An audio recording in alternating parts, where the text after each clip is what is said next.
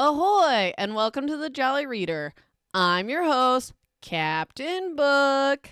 Okay, today we are covering This Is Why We Lie by Gabriella LePore. I don't know if I'm saying that right, but anyway, part 1, pages 1 through 100. There aren't any chapter numbers, so as I took notes, I just labeled each section by number. So from my count, we're doing chapters 1 through 17. And this book goes between two characters' perspectives, Jenna and Adam's.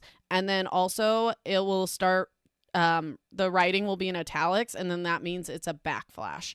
So I'll just try to point that out when we're doing all that. Also, I just want to say, I really like this book. I'm really enjoying it. It was kind of hard to stop to record this episode, but also I feel like it's going to be difficult to record because there's a lot of details and you can tell they're dropping a lot of little hints throughout, and I just feel like everything's important, so I want to tell you everything so we don't miss anything, so we don't just get to the end and you're like, nothing pointed to that because you didn't tell us. So I'm just trying to be thorough, but I have a lot more notes than I usually do, so we'll see how this all turns out. But that being said, let's talk about things to look forward to. So we have a dead body, obviously, or we wouldn't even be doing this podcast. We also get some wild text messages. We'll get into that. At one point, I literally was like, "Oh," and then there's a budding romance, always.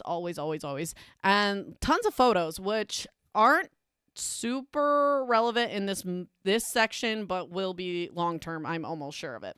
So we're going to start with Jenna, chapter 1. Like I said, I just labeled them as I went, so I'm just going to say chapter 1, but the book literally has 0 chapter numbers. So Jenna, chapter 1. Jenna is one of our main characters, and she goes to Gardener's Bay at dawn, and she's taking photos of the sunrise, and she hears someone yell for help, and she sees a boy on a stretch of beach at the foot of Rookwood Cliff. We'll get more into all these locations later. But he's fully dressed, jeans, t-shirt, shoes. He's in knee-deep water. And the way I can kind of tell, I feel like he's underneath the pier, but he's out in the water. So then Jenna runs to him, and she says she recognizes him, and his name is Adam. So he's our other narrator through the rest of this. His legs are tangled in a fishing net and seaweed, and then there's a limp body in his arms, and it's a girl who is swollen and purple, and he yells for Jenna to call an ambulance while he does CPR. So I'm assuming he dragged her up onto the beach. And then Jenna can tell it's already too late. This girl is already dead. Chapter 2, Adam. So there's cops all over the beach, obviously, and he said this feels like deja vu to him. We will get into all that later. But anyway, so he, his relationship with police officers. He recognizes Jenna as well. He knows her by name. And then he talks about how the paramedics are moving Colleen's body and how they put her in a body bag. So obviously that's a signal that they're not taking her to the hospital. She is in fact dead. And Adam tries to comfort Jenna throughout this whole situation. They're kind of off and on holding hands, but not in a romantic way, obviously. They just went through something super traumatic. But anyway, officer approaches them and he tells Jenna that her aunt has been radioed and she'll meet them at the precinct. We find out relatively quickly her aunt is a police officer. So then this officer tells them that both Jenna and Adam need to go down to the station to make statements, obviously. And he feels like the officer is suspicious of him, but not of Jenna. So then Jenna asks if Adam's going to call someone because, obviously her guardian or her aunt or whatever has already been notified. And he's like, well, I don't have anyone to call. We find out more of his backstory later. Also, just a little post note, there are so many freaking main characters in this that I have all their names so I don't forget them. So we're just going to stick that up there real quick. So anyways, they ride to the station together in the back of the police car. And like I said, they're holding hands, comforting each other. And Adam keeps telling her, she's going to be okay. But, in the perspective of reading this, he's trying to comfort himself as much as he's trying to comfort her. So then this next section says interview with Jenna Dallas conducted by Detective Drew Felton at 10:20 a.m. on Saturday, September 29th. We also come to find out that Drew Felton is her aunt's partner. Not domestic partner, police officer partner. The officer is pretty casual with Jenna because he already knows her. Like I just said, the aunt works at the police station, but as I was writing my notes, I was kind of discovering this as we go. But anyway, he asked Jenna what time she was there and why. Like, why was she at the beach? She says 6 or 6:30, and that she was taking pictures because obviously she was.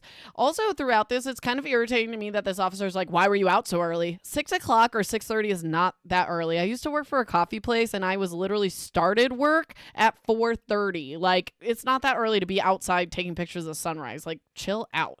She tells this officer, Drew or whatever, she tells him, he is not on my post-it note, by the way. He has not been that important. What if he's involved? Like, great. She tells him that her aunt knows that she goes out and does these pictures. It's later explained that Jenna is trying to get a scholarship or like get into college doing like photography. She explains pretty much everything that we just learned in the first chapter, how she heard Adam yelling for help and that he was carrying Colleen Odell's body. And then Colleen went to Preston Prep school and is in Jenna's senior class, so they go to school together. They aren't friends, but she does like know her, and we get more into that complexity later. But anyway, also Jenna says that she didn't see Adam go into the water, only coming out, and he was trying to help her. Like, he wasn't trying to hold her down in the water. Also, just so you guys know, sometimes they do double chapters, so like Adam will do 2 chapters in a row and Jenna will do 2 chapters in a row. So I'm going to try to keep this like as clear as possible. Jenna, chapter 3. So Jenna's waiting in the precinct's like waiting room with Adam, and she explains that Adam, or does he explain this? Why is she explaining this?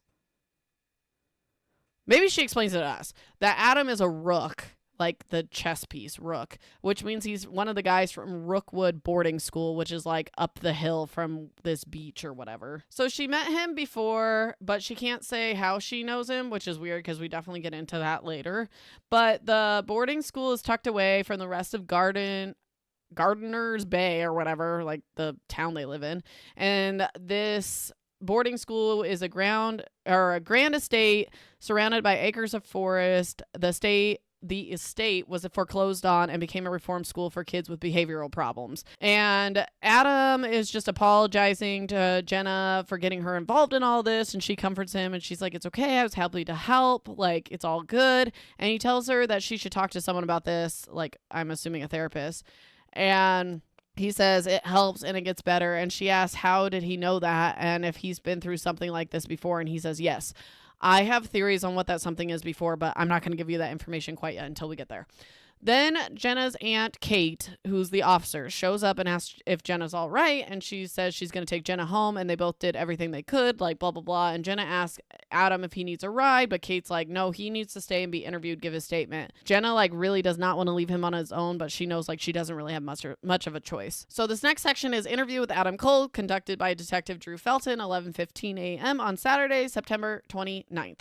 Adam explains that he was on the Rookwood beach and saw this girl, and she was in the water a little way out, and she was floating face down, caught in some fishing net. So he calls out and asks her if she was all right, but like obviously she's not moving. So then he swims out there to free her from the net, which we know was wrapped around his legs, and then he brings her to shore, and he thinks that was around 6 a.m. And the officer, again, is like, why are you out so early? And it's like, he says he can't sleep well, but also it's 6. Like, people get up at 6 a.m. Like, I get up at 6 a.m.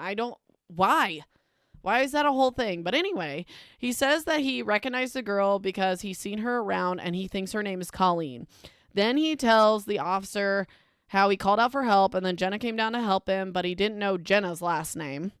And then he says how Jenna called the ambulance and he tried to do CPR. Everyone's stories are lining up, like, obviously. The officer says, that's all for now. I may need to talk to you in the future.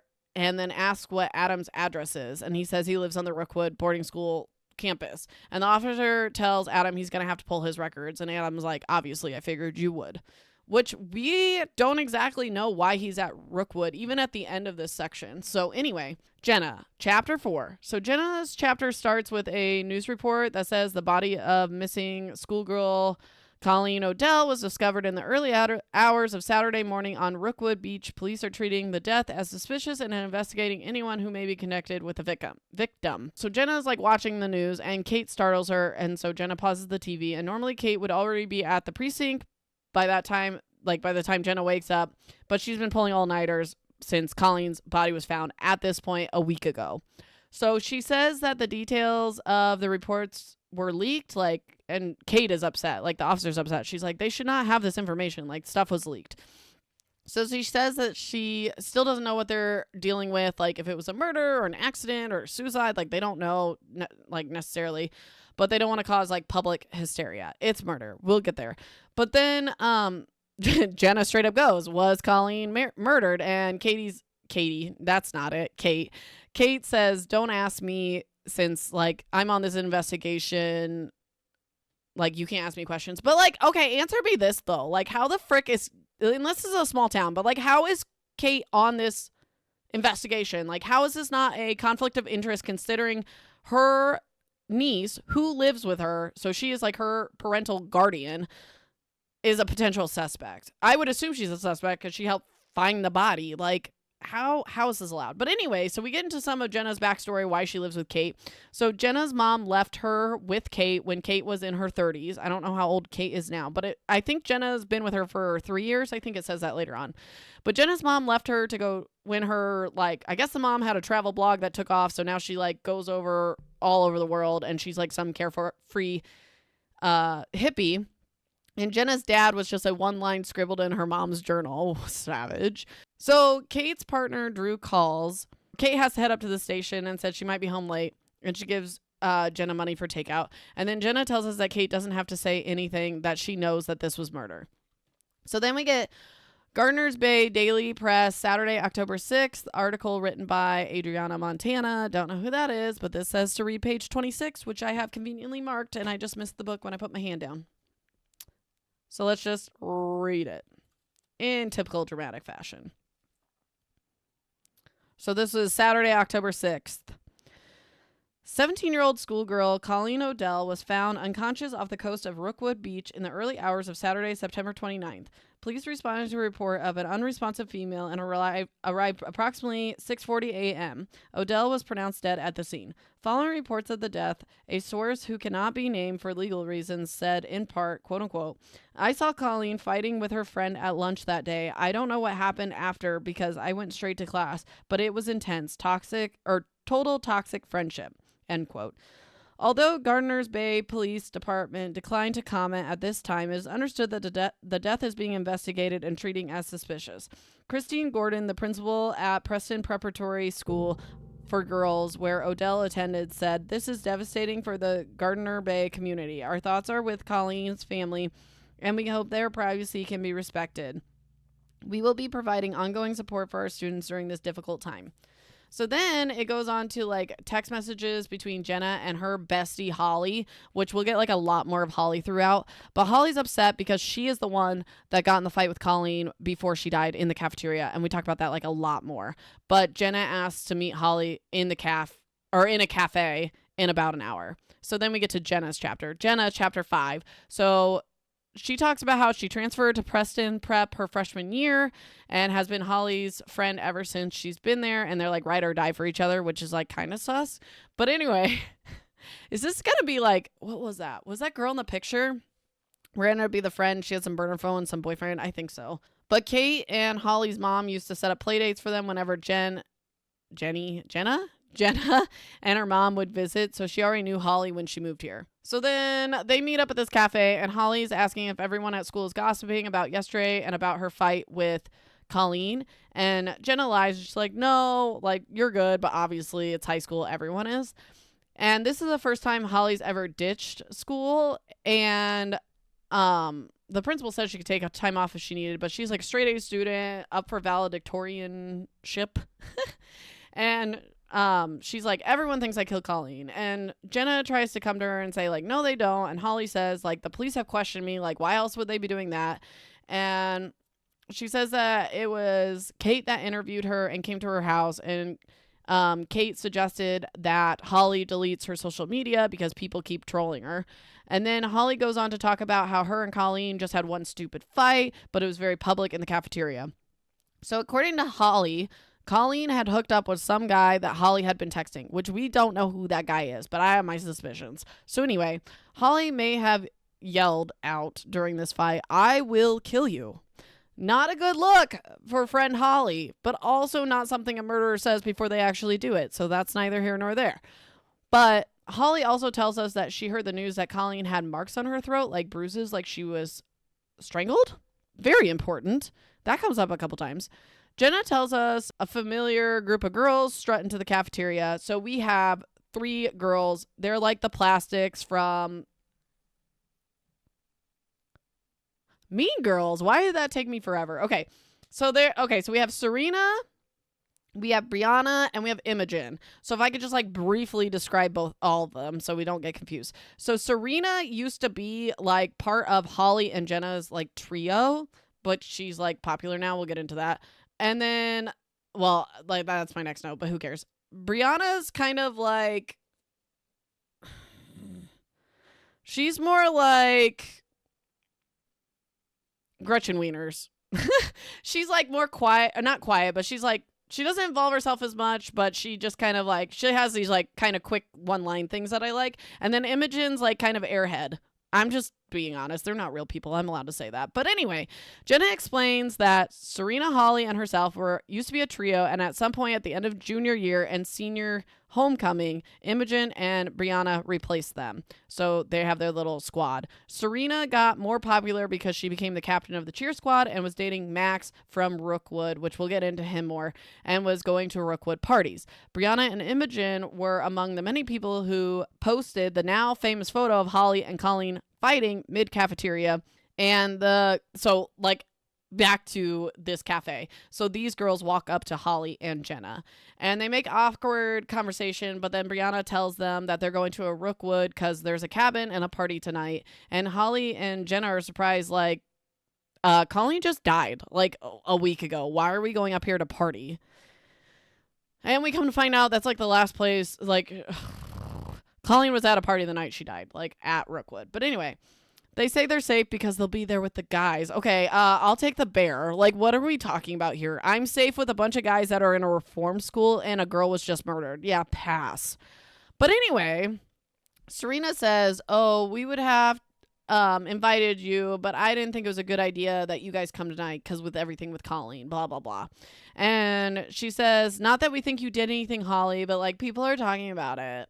And Jenna interrupts and says that they have plans anyway, like just to help with things. And Jenna talks about how she has tagged along to these parties a couple times, but they're nothing to write home about. Like, yeah, I'm sure they're not, honestly. Probably just a bunch of stupid kids drinking beer and being annoying. But that's coming from someone in their 30s, so sorry, not sorry. But anyway, she does mention that Colleen was always at those kind of parties, and she says that one of them could have killed Colleen because you knew what Colleen was like, which we don't know what Colleen's like. But my best descriptor of, like, the vibes I'm getting about Colleen is she is, like, in Pretty Little Liars. She's like, oh, my God, what is her name? Like, the main girl. Hold on. Oh, duh. It's my kid's name. What the heck? Okay, so, like, the best way to describe Colleen is from the show Pretty Little Liars or the books. She is very much like Allison in that. But anyway, Jenna describes her as fun and outgoing, but has a knack for rubbing people the wrong way. She enjoyed getting under people's skin and would say things just to cause damage, and then she would basically just like walk away. So Holly hears Serena and her friends snickering. So she tells, like in the cafe, so she tells Jenna, I'm just going to leave. Then we get a backflash from Jenna's perspective, and Holly is asking Serena to tell them about this guy, Max. So this is when Serena started dating this guy, Max, at Rookwood. And I would consider Max over there. We meet a couple of the guys. He's like the main head guy. He's the main guy of the group. If anyone knows what I'm talking about, we're talking about Vanderpump Rules. But anyway, so I'm feeling so goofy goober today. So Serena describes him as perfect and he's the one and he's so sweet and hot and blah, blah, blah. And this is back when like Holly and Serena and Jenna were all their trio. So they're like, we want to meet Max. And Serena said, well, I could probably score us an invite to this party or whatever. And Jenna's like, I wanted to meet Max, but Jenna's not at a Rookwood party. So Jenna tells them that her mom's supposed to call that Friday, which is true, but it's not a real excuse. But she just wants an excuse to not go to this party. So she's like, I'll catch you guys next time. So the other two, Imogen and Brianna, show up in this backflash and because they're cheerleaders, whatever. And Brianna asks how things are going with Max, and Serena says amazing. And then Colleen calls Serena a lucky B word. Then Imogen starts asking if he has any cute friends, if she could hook him up. And Serena was telling them how she was trying to get Jenna and Holly to go to this Rook party, and the other girls, including Colleen, are like, oh my gosh, you have to make this happen. I'll legit die if I can't go to this party, which, like, ironically, she does die. Adam, chapter 6. So Adam's back at Rookwood, whatever, Rook, and Max says to Adam and Tommy, Friday night never happened. This day stays between us. So Friday is obviously the night before Colleen died. Colleen was found Saturday morning. Tommy is Adam's roommate at Rookwood, and he's also like, so it's like Max up top, and then it's like kind of the two, Adam and Tommy are kind of like more parallel in this hierarchy. So I might legit have to I haven't had to make a character chart in a long time. We might actually have to do it for this book. Adam goes on to explain, like, Max and Tommy, their characters. So he says that when people look at him and Tommy, they probably assume that they're rooks, but Max gives off a different vibe. The truth is, Max is there for going after his stepdad with a pitchfork, which is wild. But then he tells people that instead, like, of that, he tells people, oh, I'm in here because I hotwired a car, because that goes more with his image and, like, his cool guy, whatever. So Adam tells us that he's been at Rook for 3 years. His mom is dead, and his dad... Oh, the last time he saw his dad is when his dad was leaving in a cab and Adam flipped off his own dad. We talk about that as well. I know I keep saying that, but, like, holy cow, we get to it, I promise. So we talked about how his family is the Rookwood boys, like their family, water is thicker than blood, whatever. And he answers yes, that, like, this day stays between all of us. So then we get a backflash from Adam's perspective, and they're in the cabin in the woods. This is where all the parties take place. There's, like, this old hunting cabin in the woods, but since the estate's abandoned, blah, blah, blah, they use it for parties. Him and Tommy are there playing pool, and Colleen comes into this cabin, and there's no party. It's just the boys. So they're like, what are you doing here? And he explains that she clearly thinks this is her place now, too. Like, she's just welcome here whenever she wants. But he also knows she's trouble, and she's going to get them in trouble. Because he tells them, or he tells, like, us, all the things they have to do to even get out to this cabin. Like, they have to sneak out after roll call, pick locks, disarm alarms, be quiet so the night shift security guard, Hank, doesn't see them. Like, it's a whole thing to even get out there, but they seemingly do it every single day, which is kind of weird. Like, when do you guys sleep? So anyway, Colleen asks where Max is, and they say they don't know. And they tell her there's no party tonight, and she's like, I don't want to party, I want to hang out. And Adam and Tommy kind of give each other a look and just, like, start ignoring her completely. So Colleen drinks a beer and finishes, and then grabs another one, and she's like, you guys are boring. I'm going to go find Max. So after she leaves the cabin, Tommy asks if Max and Colleen have, like, a fling going on or whatever. And Adam says, beats me, he's still with Serena, right? And they both kind of assume that maybe he's seeing Colleen behind Serena's back, which we kind of get confirmation on that later. Adam takes offense to this because the girls are friends, so he's like, that's a line you don't really cross. He says that Max isn't serious about Serena, not like she is with him. And then Colleen comes back through the door with Max trailing behind her.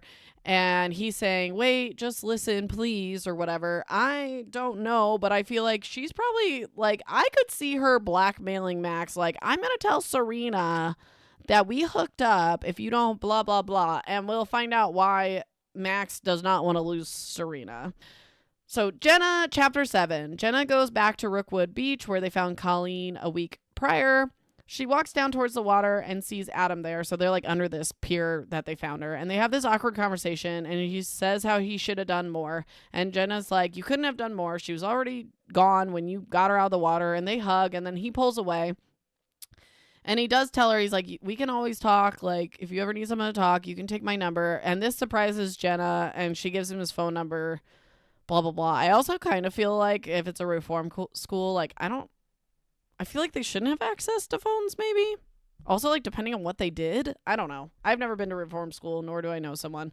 No judgment, I just don't have knowledge on the situation. But anyway, he asked Jenna if she was friends with Colleen, and she's like, we went to the same school, but, like, I wasn't friends with her. I just kind of knew her. And she feels bad for saying it that way, but it's true. And then she asks him if he knew Colleen, and he says no. But Jenna knows he's lying, and she explains how she knows he's lying later. But, like, obviously we know he's lying because we just saw this backflash of him talking to her. So anyway, it's another backflash. and it's Jenna's. And Holly is talking to Jenna and says that she thinks she likes a rook, so don't judge her. And they never tell us who the rook is, which that's probably important later on. And then Holly tells us that they met at a party and they talked for an hour and he's really sweet and all this stuff. And then and then Holly's telling Jenna, Colleen said she would talk to him for me and she's going to give him my number because she goes to all the parties.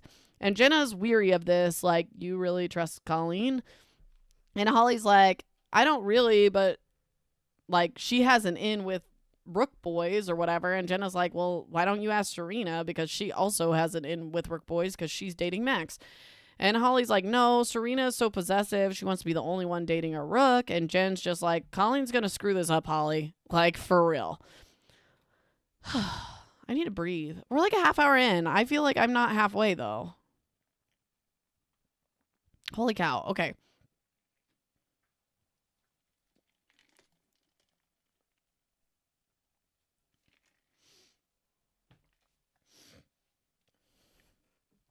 Adam, chapter 8. So he waits to go back to the beach because he wants to be alone this time because he says that Jenna makes him not think straight.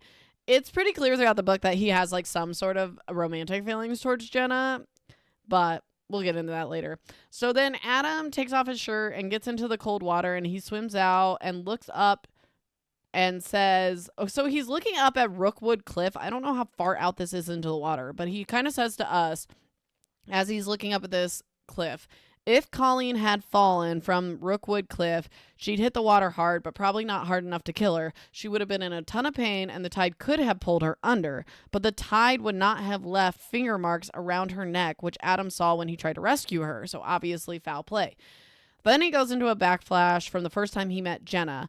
This was apparently back in April, and he was swimming like this again in the water, and she's like, isn't it a little cold to be swimming? She's out there taking pictures. He, kind of long story short, but he's sitting next to her, and their arms brush against each other while they're looking at her photos she's taken. It's just building their relationship.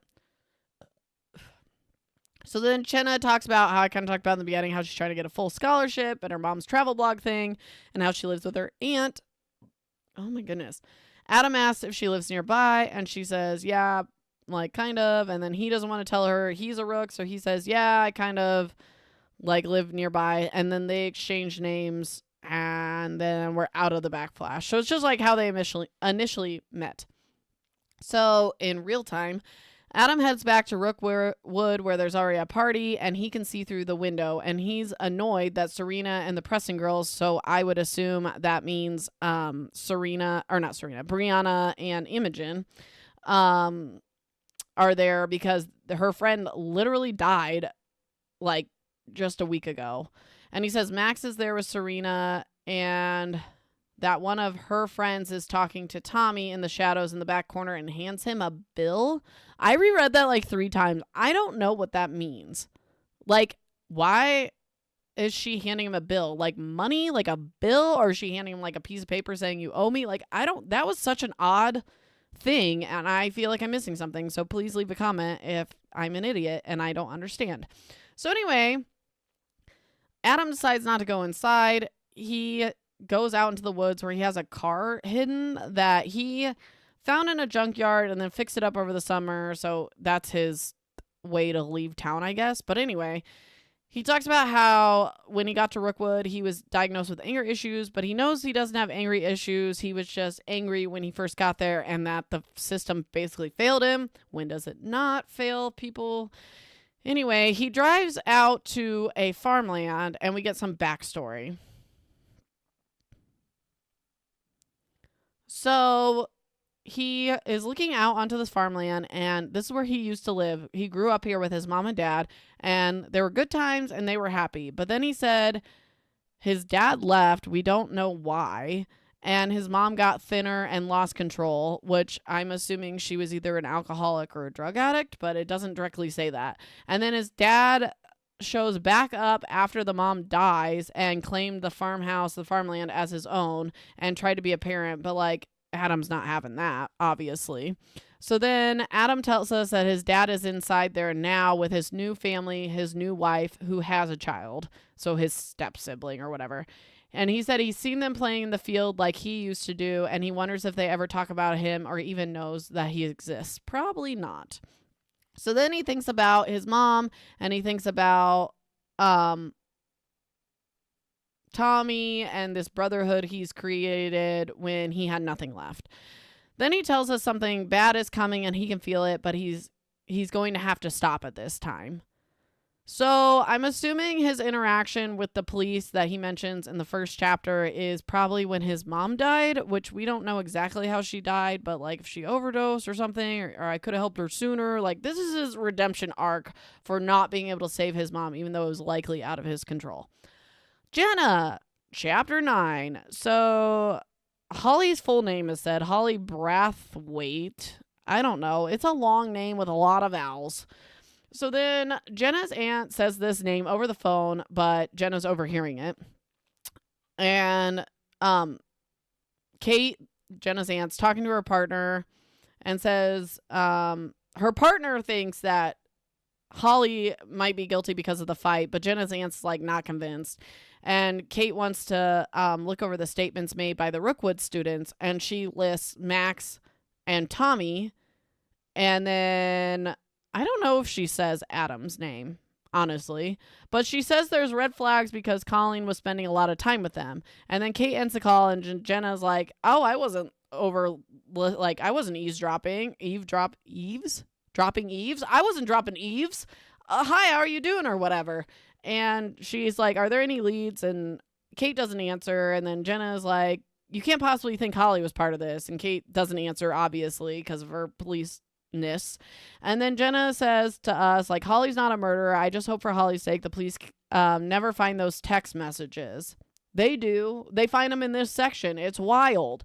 So now we have another backflash from the summer before, and Holly and Jenna are walking down the boardwalk, and they're talking about how they haven't seen Serena in over a week, and they're both like kind of worried about it. And they're supposed to be like this dynamic trio at this point, so it's like really weird that they haven't heard from her. And Holly's like, oh, she probably is just hanging out with her boyfriend, which we know is Max.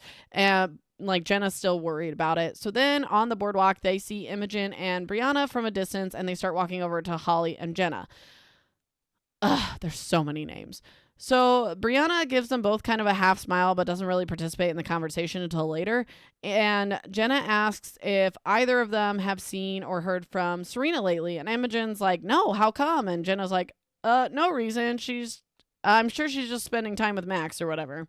Then Brianna says, I think she's been hanging out with Colleen, which shocks Holly. And Holly's like, girl, why though? Like Colleen at this point in the book is known to be an absolute nightmare. So even Imogen's like, Colleen and Serena since when? Then Brianna's like, well, Colleen told me she was meeting Serena a couple days ago. Oh, and then Imogen's like, why weren't we invited? And Brianna's like, I don't know. So then Brianna's also like, I don't know why she would want to hang out with Colleen over us, but she makes it very clear that the us is her and Imogen and not Jenna and Holly. But anyway, so many names. I'm so sorry. But Brianna's like, why would she want to hang out with Colleen over us? Colleen's way too extra. She's too much and she lies all the time. I'm like, great. So Holly's kind of under her breath says, tell me about it, like in response to Colleen being a liar. And then Brianna's like, do you have drama with Colleen? And she's like, no, we're good. And then Brianna just kind of smiles and says nothing, like, I know you have drama because Colleen probably talks mad smack about Holly all the time. Okay, so this happens a couple times throughout the book, but there's just like a text message exchange between people. So this, I just have it labeled conversation between Holly and Jenna text messages. So Holly's saying that Serena keeps texting her about being sorry, about being distant. Like this is in real time, like after Colleen's passed. And Jenna's like, well, maybe she's trying to fix things. And Holly's like, no, she just wants an inside scoop now that she thinks I killed Colleen. And Holly tells us that it's October currently and she hasn't heard from Serena since July and that she only talks to both Holly and Jenna when it's convenient. Jenna encourages Holly to talk to Serena and Holly's basically like, Jenna, you're the only person I can trust right now. You're the only person I want to talk to. Adam, chapter 10. So Adam tells us Serena's at the cabin and she doesn't wait for parties anymore. So she's kind of doing what Colleen does, just like showing up. And she comes alone without her little cheer squad or whatever. And she's all over Max and won't let him out of her sight. And like he describes it as like the more Max pulls away, the more Serena has to hold him tight. So then we get a backflash and Max is watching some sort of daytime TV judge show, and I'm like, he's watching Judge Judy, but we just like can't say that because of copyright, I'm sure. Okay, pause. I loved Judge Judy so much when I was a kid that my mom literally bought me a board game. I still own it to this day. It's a Judge Judy board game. Anyway, Adam sees a text come in through Max's phone with a bunch of like hearts and kissy faces and stuff, and the contact is saved under HRG, which we come to find out stands for Hot Rich Girl. But Adam knows that it's Serena. So then Max basically goes on and on about how she's rich and her dad buys a Bentley and she drives a Porsche and she's hot and she's a girl. So it's an accurate description. Also, like low-key want to know what everyone keeps their significant others in their phone, because is it like your government name? Is it a nickname? Because this is embarrassing, I guess. Okay, this should tell you anything about my life. My ex-husband, to this day and throughout our whole relationship, saved under his full government name. First, last name. My boyfriend, under his nickname. Always. Like, what? So anyway, we're getting off topic. Hot, rich girl. So, Okay, so Max tells Adam how Serena's supposed to get a trust fund at 18, and this is his way out. So Adam's like, well, what about college? Blah, blah, blah. And Max like, no, Serena is my 9 to 5. Like, this is my plan. Because, okay, so, like, they don't really talk about it quite yet, but, like, they're all in there because they're troubled kids. So they're going to have less of a shot at life. Like, normally, some of them might have criminal records or even, like, a felony, perhaps, or whatever. So they're less likely to get good jobs. College is kind of out of the question because seemingly most of them don't have like parents or anything to help them. And then like how the heck are they even going to afford it? And they probably won't get scholarships, etc., etc. So Max's plan is if he can date Serena when she turns 18, she will have a trust fund of assuming a ton of money. And then that's his way out to a better life. Because he tells us later he does not want to go back to his old life. And he's making fun of Adam for wanting to go to college. And then this is repeated throughout this chapter to be like ominous or whatever. But like Max keeps coming or like saying over and over, kill or be killed. That's how it is out there. Kill or be killed. Jenna, chapter 11.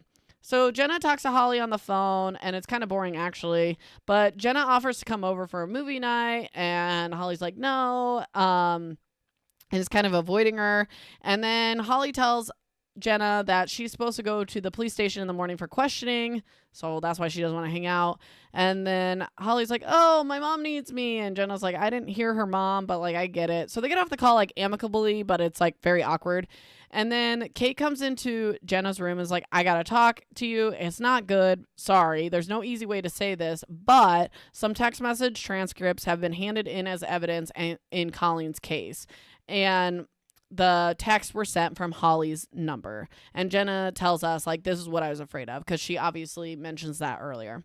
So this I have as labeled as the girly group chat. So this is before Colleen died. So the group chat has Brianna, Colleen, Imogen, Serena, Jenna, and Holly. It's all our main girly girls. And this is directly after the fight in the lunchroom that Colleen and Holly had. And Colleen's like just badgering and just stirring the pot, and she's like demanding an explanation, and she's being completely ridiculous and annoying throughout this whole, it's like very short, it's like a page and a half, but it annoyed me. So then she's like, I was attacked for no reason and I want an explanation from Holly about this, and I'm not gonna stop until she answers. And then she literally sends at one point text, like being just so annoying. So then throughout this thread, Serena's like, there's loads of people posting the pictures of the fight. I also think there's a video mentioned of the fight. Anyway, and Colleen's like, well, I'm glad it was documented because I was attacked unprovoked. And then Jenna's like, can we not talk about this in the group chat, please?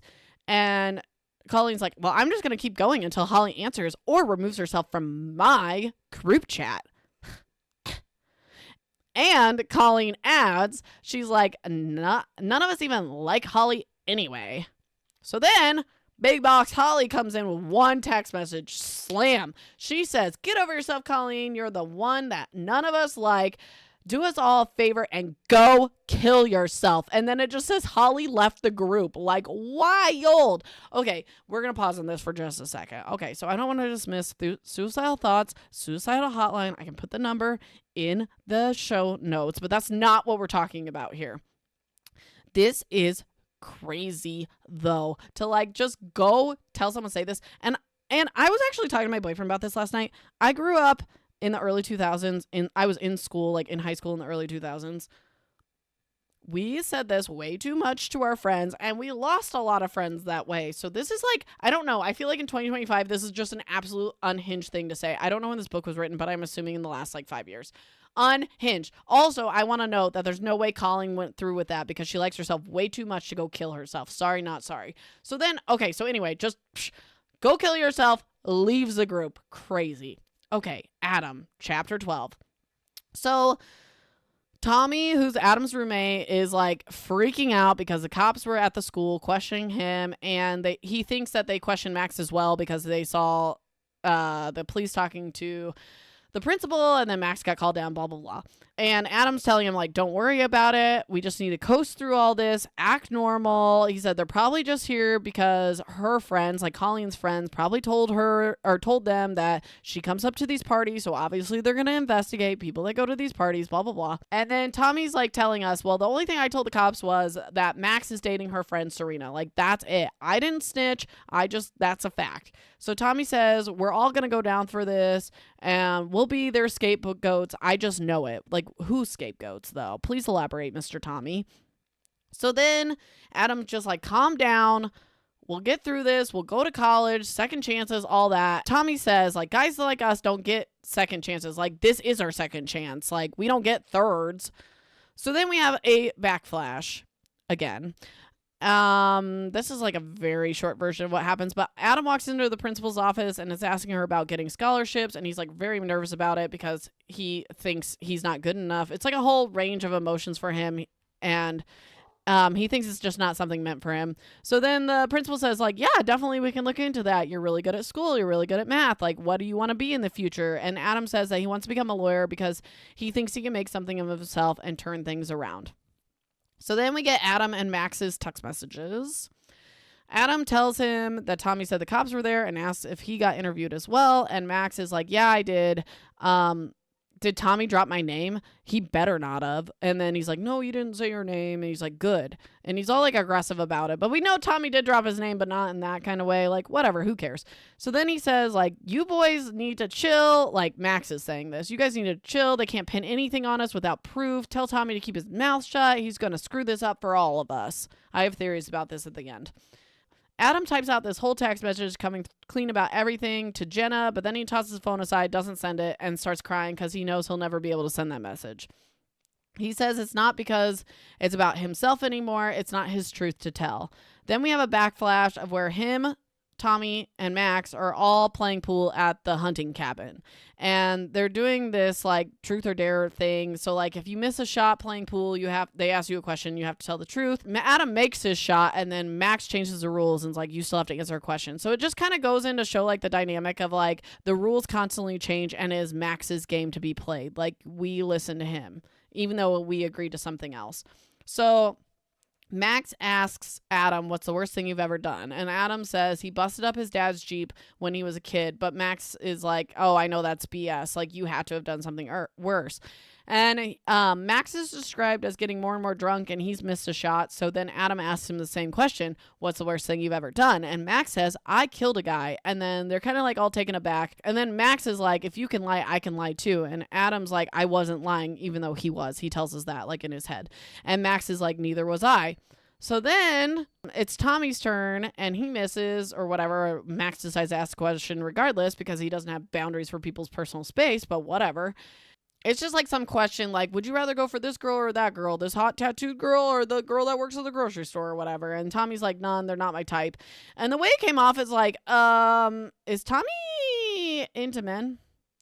Like, that was just the vibe I'm getting. Like, no hate or opinion either way. But it is just could be an interesting tidbit, especially if Tommy, which I have no confirmation on this all, but especially if Tommy's the one talking to Holly.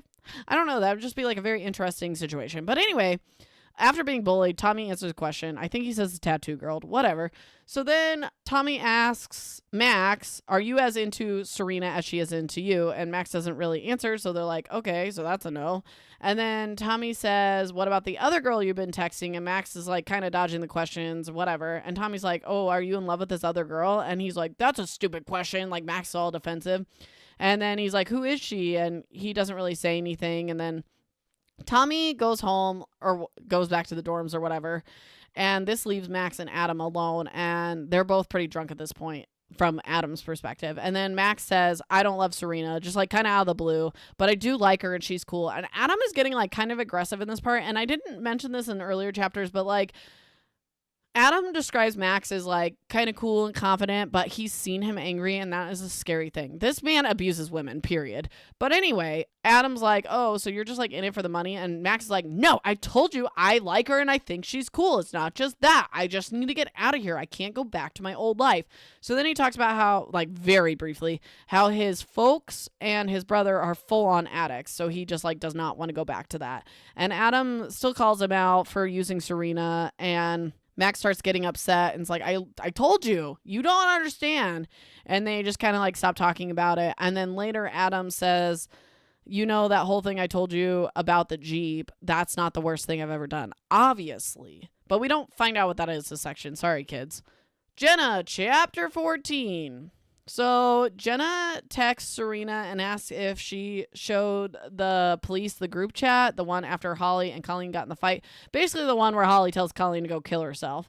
And Serena's like, no, of course not. So Jenna's like, well, someone from the group chat basically would have to have told the police, or they recovered Colleen or Holly's phone and got it off of there. She does say that Holly deleted the messages off of her phone after Colleen died, but then also like, I don't know, can't police look up stuff that's deleted? Anyway, so Jenna starts looking through Colleen's private Instagram because she has a public one, but then there's a private one so her parents don't know she's like partying and stuff. And Jenna tells us that she doesn't really know any other version of Colleen besides this long beer-fueled night version of her. And Jenna looks over the pictures and sees Adam standing by a pool table in the background. Like, it's a picture of Colleen. She's like, wait, take a picture of me, girl. And then Adam's in the background, which obviously Jenna recognizes him. And then she also recognizes Max because that's Serena's boyfriend. I'm sure she's met him on occasion. And then she sees another boy. She looks up the tag names. It's obviously Tommy. These are all three the boys that Kate had mentioned on the phone talking to her partner. So, like, obviously something is going off in Jenna's brain saying this is related in some way. So she types out a text message and sends it, but we don't know what it is yet. We literally find out in 5 seconds. Adam, chapter 15. Jenna texted Adam and said, hey, can we meet? Okay. So he thinks about it for a little bit. Like, I kind of want to get out of this, blah, blah, blah. And he's like, no, I just need to face this. Like, whatever. So he's like, yeah, like, we can meet. She says, Rookwood Beach. So this is where they found Colleen. And I can come in for free. I'm free, blah, blah, blah. They meet up. Adam gets up to leave this party that's starting up at the cabin, and Tommy's like, where are you going? And he's like, I'll be back. And then he talked, like, the whole point of that is to say, like, we keep each other's secrets. We don't need to have too many explanations about stuff. It's also noted that he sees Max across the room, and Serena is literally, like, physically all over him, trying to keep him close to her. So Adam leaves the cabin and meets up with Jenna, and Jenna basically cuts straight to the point, and she's like, you said you didn't know Colleen, but you clearly did, and that's not true. He still denies it, and she's like, that's not true. I don't believe you. And she shows him the picture of the last night Colleen was alive, which is at this party, and she points to the background, and she's like, you must have known her because all three of you are here, and you're looking right at her in the photo, which he was. And he's like, I don't remember that party. I don't remember that picture. And Jenna's like, well, like, my friend Holly's going through this and I need information. Like, I want to prove that Holly's not a killer and anything you know about that night could help with that. And the final fact is that Colleen was at Rookwood the night she disappeared and you were at this party. And also, like, something that I don't express too much in my notes is that, like, he's upset because there's like, oh, she sees me as a liar. She doesn't trust me. And, like, obviously he likes her. But then, like, throughout this conversation, Jenna, like, eases up and she's like, okay, I do trust you. We've been through this thing. So anyway, Jenna's like, she says, I get that we weren't friends, but finding Colleen is something we went through together and you, like, cannot change that. And she confronts Adam. She's like, earlier you said that there was more you could have done. What did that mean? And he like kind of beats around the bush and he's like, well, I could have found her sooner. I could have gotten to her faster. But Jenna is dropping her guard more and more throughout this and like starting to believe him. So then Jenna asks who Tommy is because she's like, there's another guy in this photo. And she's like, oh, he's a Rookwood guy. He goes there. Like, why? And she says, like, you know, I heard his name. And he goes, from who? And she just shrugs. And then he kind of gets not like scared, but he's like, okay, I'm sorry. I have to go. Like, I can't help your friend. And he leaves. So then there's like a very confusing, in my opinion, backflash. The whole point of it, though, is just to show how the boys are family and they keep each other's secrets. But apparently one night in the middle of the night, Tommy's trying to get his sheets off his bed and he's going to sneak into the laundry room, which is locked up, to wash them.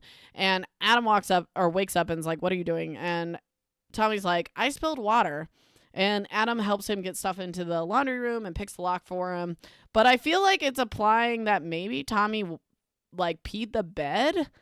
And that Adam like kept that secret because that'd be really embarrassing. But like, I don't really know. Well, and then they also said when he put the sheets into the washer, he put in a ton of like detergent, which you wouldn't do for just water.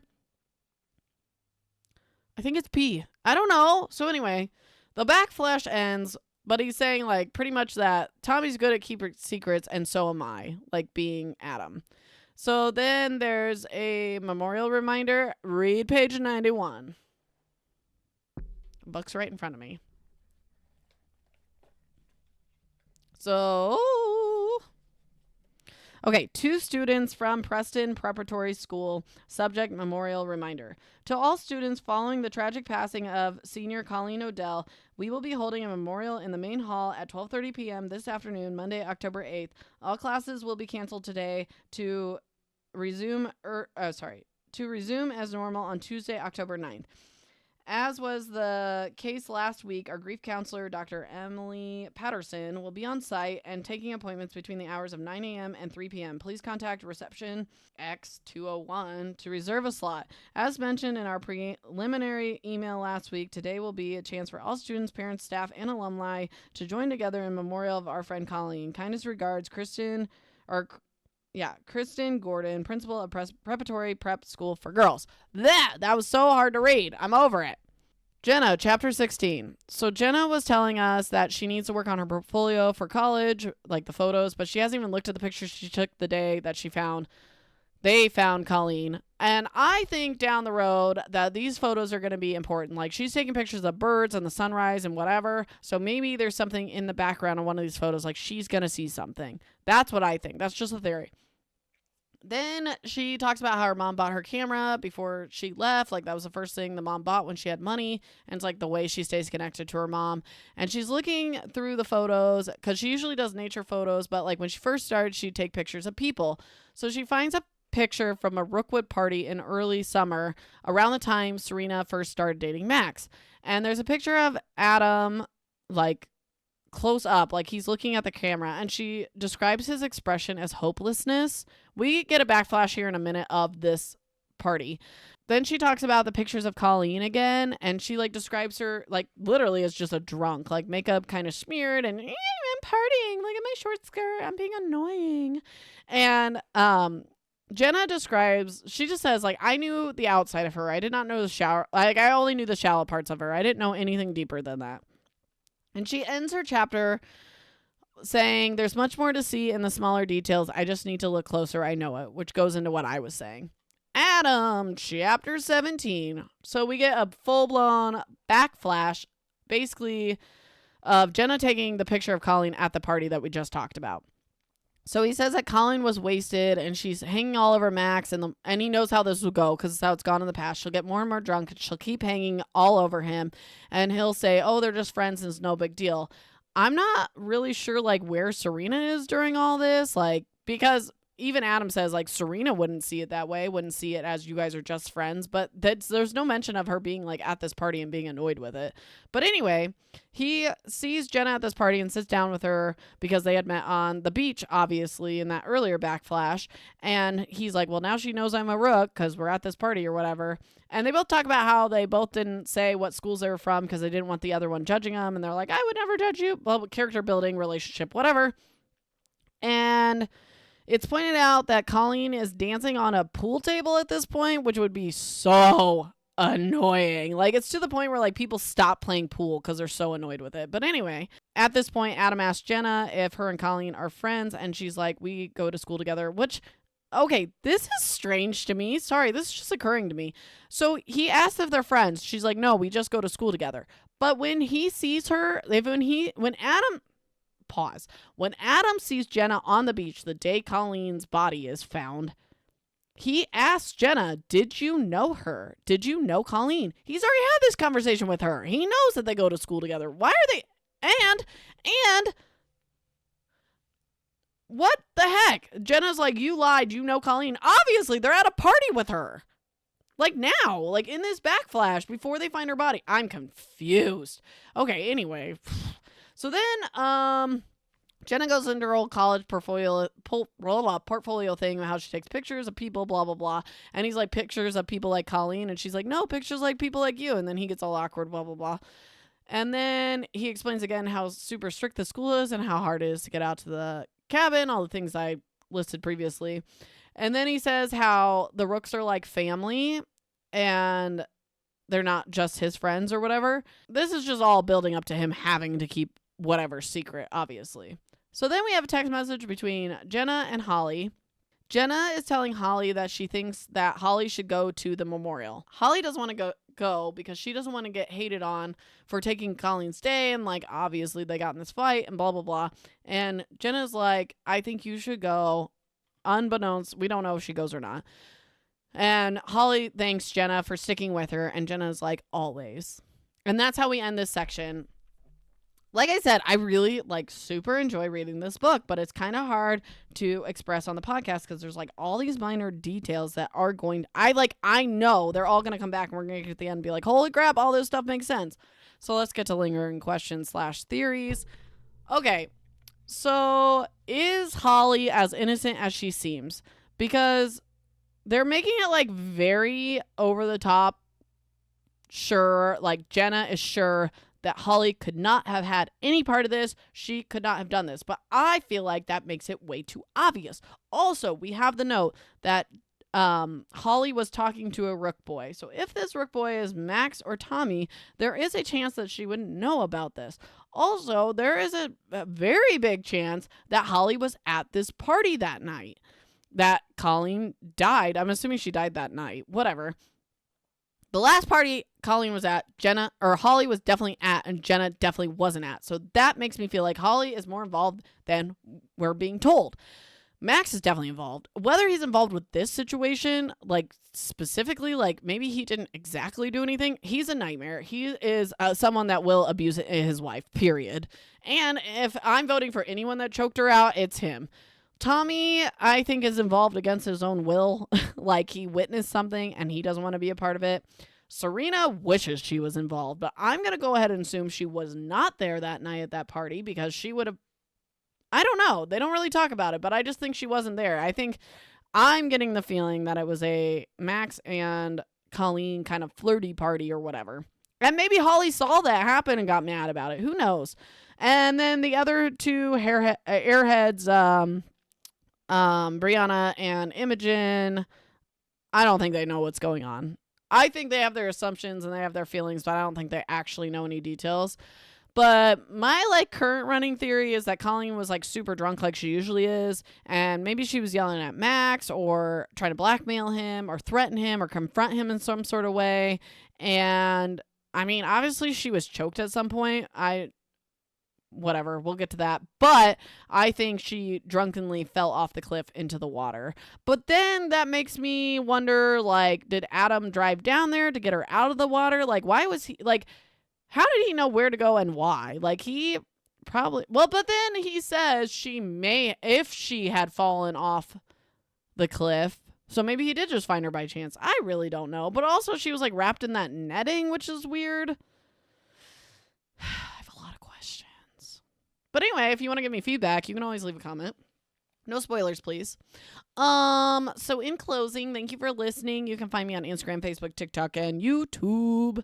The YouTube episodes are released a day before the podcast episodes. And everything's at the Jolly Reader podcast as usual. Subscribe so you get notifications for when new episodes are posted. If you're on Apple, please leave a review because it helps other crewmates find this podcast. Also, please leave a review on Facebook. I'd appreciate it.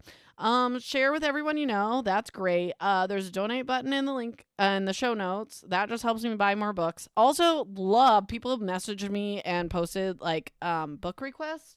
I know Killjoy's on there. I've gotten several about Killjoy. That's definitely on my list. Like literally, I'm looking at my dry erase board. It says Killjoy on there. If you like secondhand embarrassment, stay tuned for the outtakes. I can't even say that part right.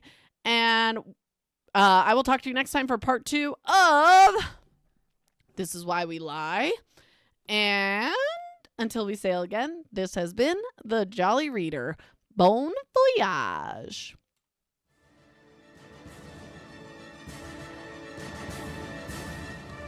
And then we gotta wait.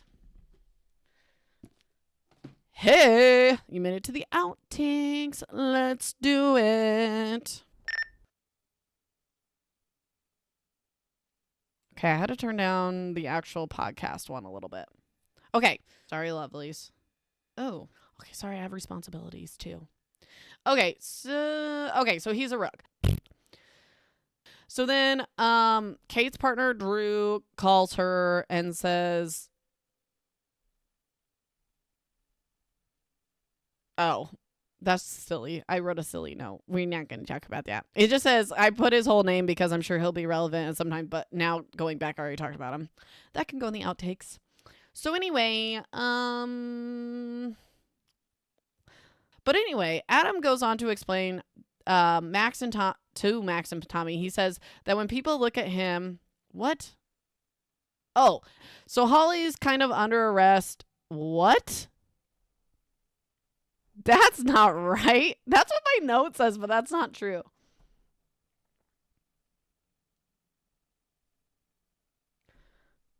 Was I trying to say duress? I don't know.